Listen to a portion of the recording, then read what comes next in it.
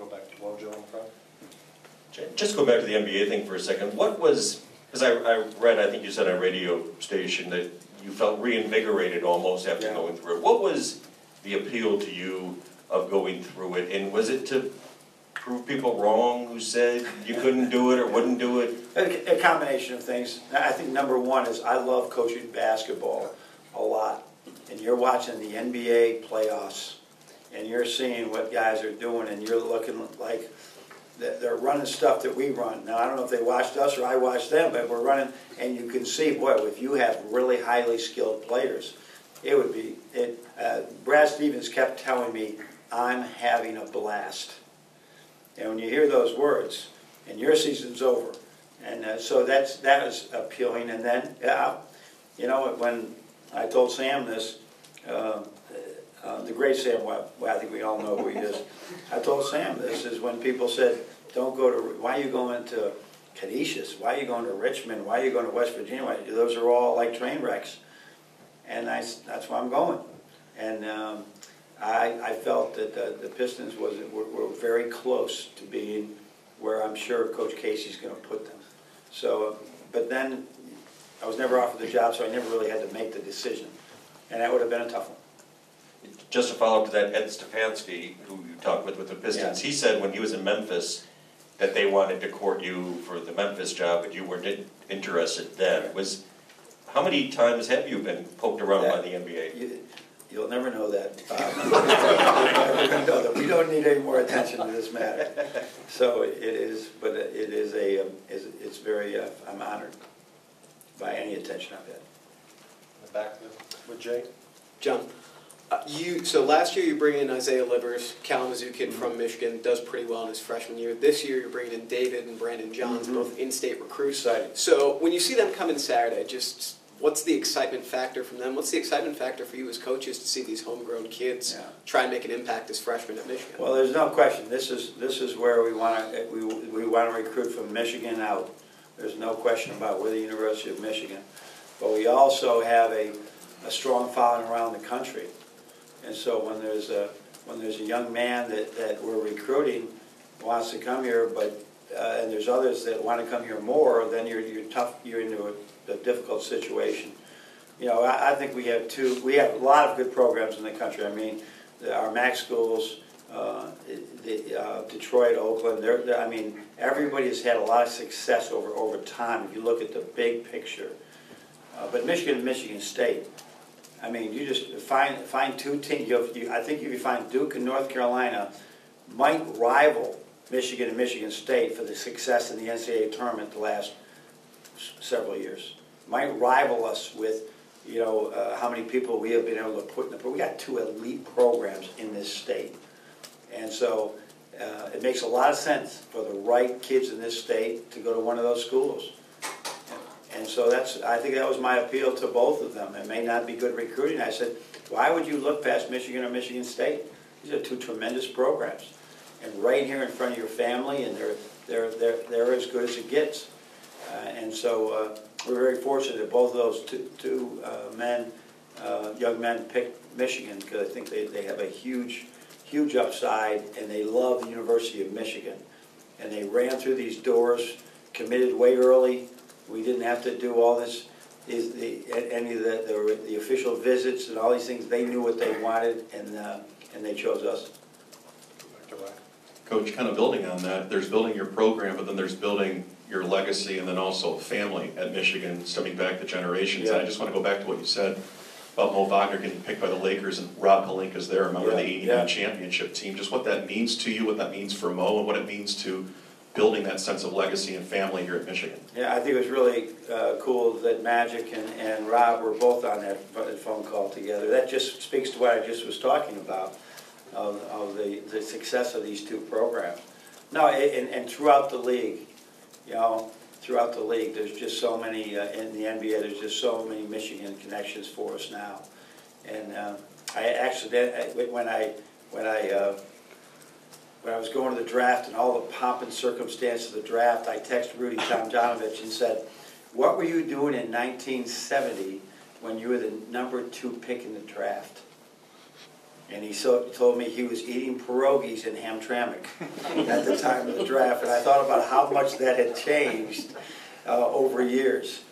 So we have so much connection with the NBA now, with so many different players. I talked with Tim yesterday. I'm trying to call all of my guys right now in June, and just try to, get updates from them. And some of them will come back in the summer and filter through. I want them to all come back to Camp Sanderson for about 6 weeks, and they won't do it. I don't know why, but they won't come back. Chris? You have an ETA on your contract extension. Is it true that you don't have an agent? That's true.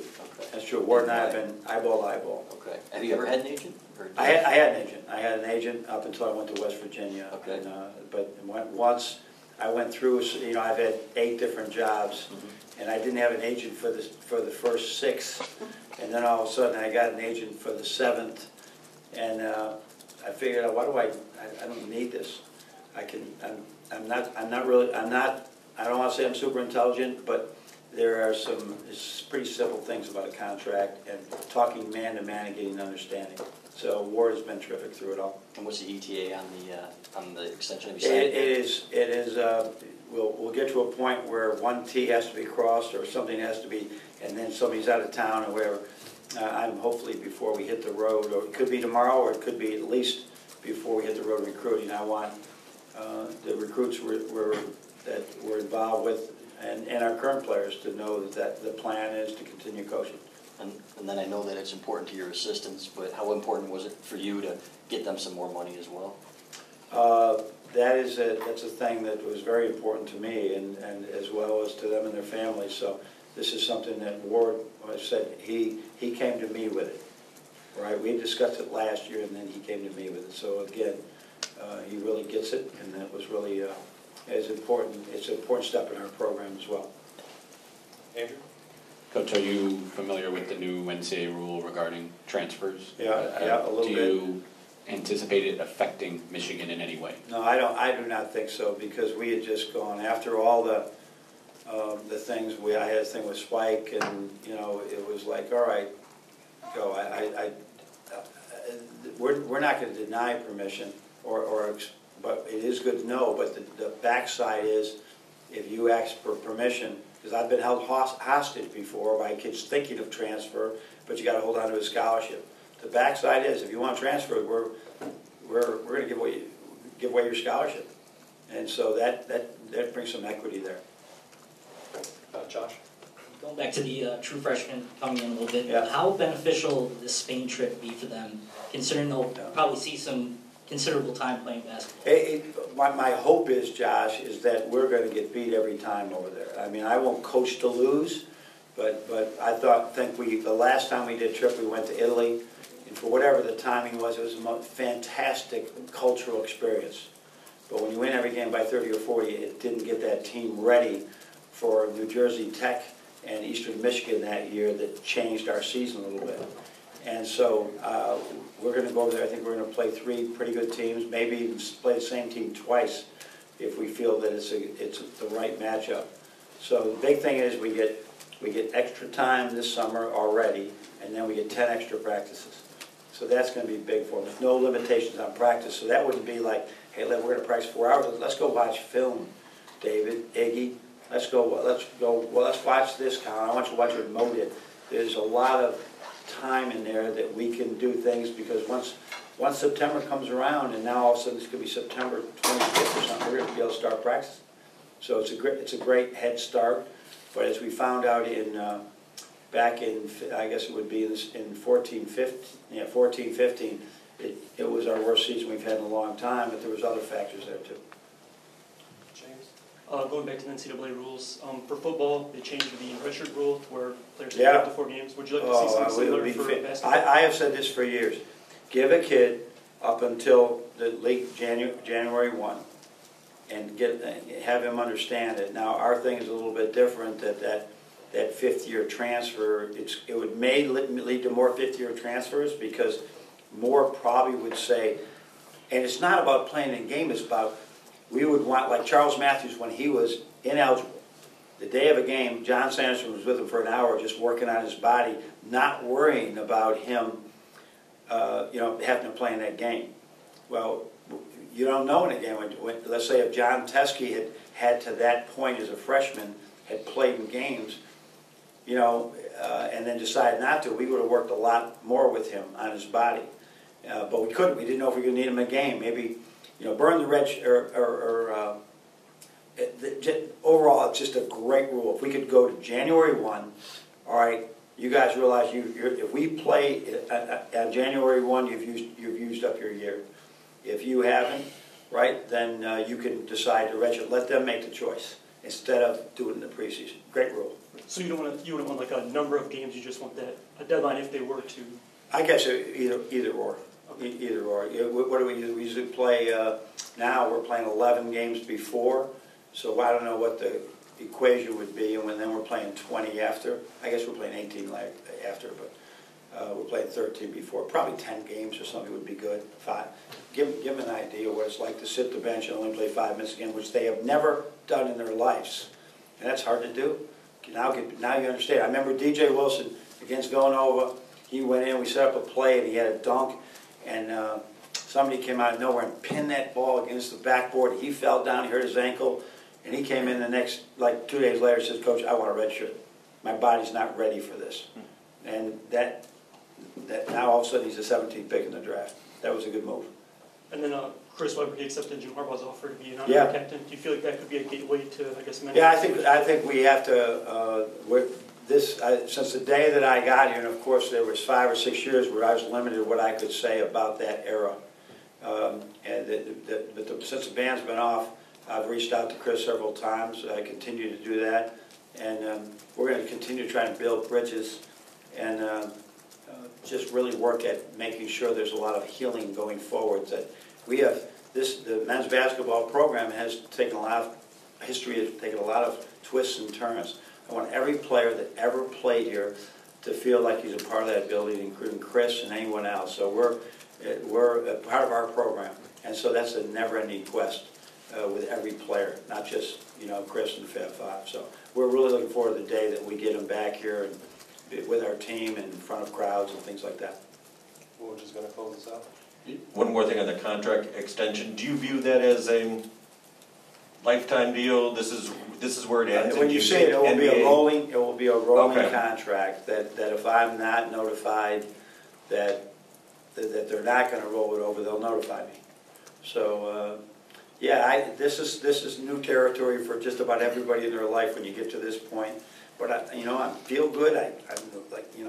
I'm working out, Dre, right? You see me, right? I'm working out hard. I'm working out, doing squats and everything, So I feel good. So I don't know where it will all end.